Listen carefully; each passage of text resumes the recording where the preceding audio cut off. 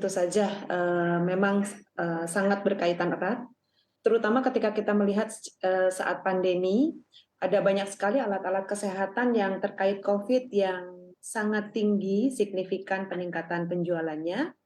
Dan sejak April 2022 ketika kasus COVID mulai melandai, eh, alat-alat kesehatan yang terkait COVID seperti yang tadi disampaikan, masker, itu pun secara logika tentu saja menurun penjualannya.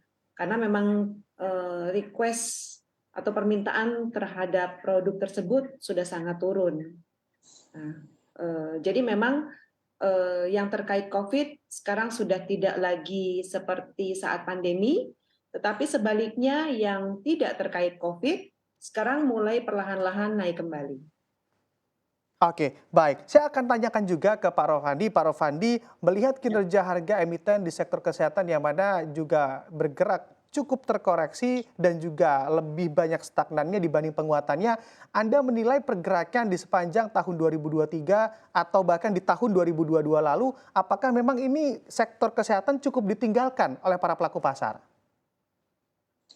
kalau tahun 2022 ya kita tahu mungkin masih ada yang lebih seksi seperti sektor dari mining dan juga sektor infrastruktur dan bukan sektor mining dan sektor logam dasar ya itu jelas lebih lebih lebih jadi idola. Jadi yang lain itu tersingkirkan. Apakah ini menunjukkan bahwasanya sektor kesehatan itu kan tidak disukai? Saya rasa bukan, karena kan hanya masalah ada yang lebih baik saja, ada yang lebih tinggi saja returnnya, maka dipilih. Kalau kita lihat dari laporan keuangannya tadi sudah disebutkan bahwasanya penjualannya itu yang mempengaruhi, dan itu jelas juga sebagai pilihan juga buat investor. Kedua juga kita tahu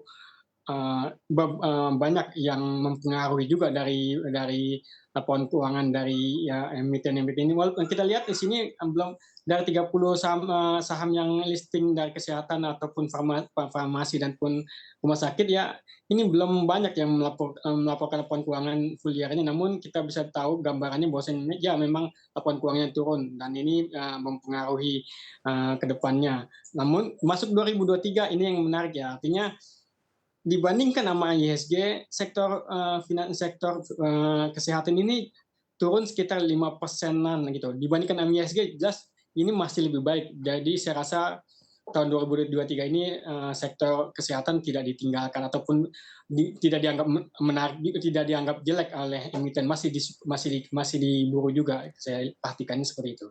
Oke, baik. Tapi kalau misalnya andai kita melihat secara fundamental begitu ya Bu Christina, atau fundamental dari perusahaan yang mana juga bergerak di sektor kesehatan, ini apakah memang menuju normalisasinya sebelum pandemi COVID-19 atau justru lebih suram atau lebih negatif pertumbuhan dari kinerjanya? Baik, pertama kita harus sadari bahwa bidang kesehatan itu selalu dibutuhkan. Bidang kesehatan selalu dibutuhkan dan pengeluaran kesehatan di Indonesia menunjukkan masih rendah, sekitar 3%, sementara rata-rata negara di dunia itu adalah 9% dari GDP. Jadi potensi di sektor ini masih sangat luas, masih sangat menarik, masih sangat seksi, sehingga walaupun sekarang sudah berakhir pandemi, semakin banyak perusahaan-perusahaan yang juga yang tadinya bukan di alat kesehatan, mulai menuju alat kesehatan. Dan pandemi itu sebetulnya memberikan kita pelajaran yang berharga, bahwa industri alat kesehatan dan farmasi di Indonesia itu masih rentan.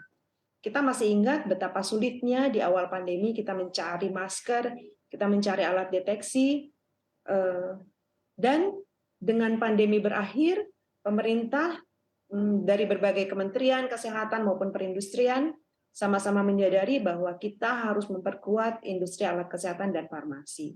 Itu sebabnya pada bulan Maret 2022, Presiden Joko Widodo mengeluarkan instruksi Presiden nomor 2 tahun 2022 tentang percepatan peningkatan penggunaan produk dalam negeri yang harapannya akan memperkuat industri kesehatan di Indonesia. Prof. Andi sebetulnya melihat begitu ya terkait tren yang mana banyak yang mengatakan semenjak selesainya pandemi yang mana juga bisa dikatakan selesai karena memang mobilitas sudah cukup meningkat tajam, apakah memang kesadaran masyarakat juga semakin tinggi dan juga tercermin bagi kinerja harga saham khususnya di sektor kesehatan?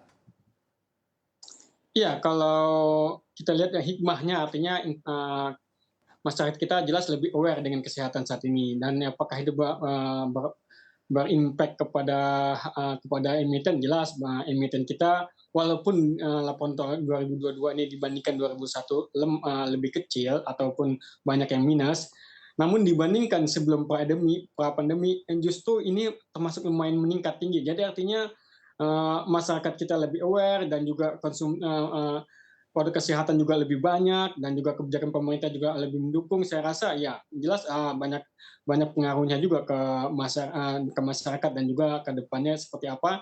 Kita lihat ini akan pengaruh besar ke depannya buat sektor farmasi ke depan. Oke, baik. Kalau dari Bu Christina dengan adanya peningkatan kesadaran kesehatan begitu ya dari masyarakat semenjak pandemi COVID-19, apakah juga tercermin dari kinerja yang mana juga terlihat dari pendapatan dari Prodia sendiri? Ya, tentu saja. Dan di bursa kita sebetulnya di industri alat kesehatan itu ada 4 emiten, Meds, MMIX, OMED, dan satunya lagi adalah Itamara Noraya ya. Dan dari situ bisa terlihat cerminan dari kinerja emiten ini. Ada yang memang fokusnya pada seperti Meds, itu produksinya adalah masker.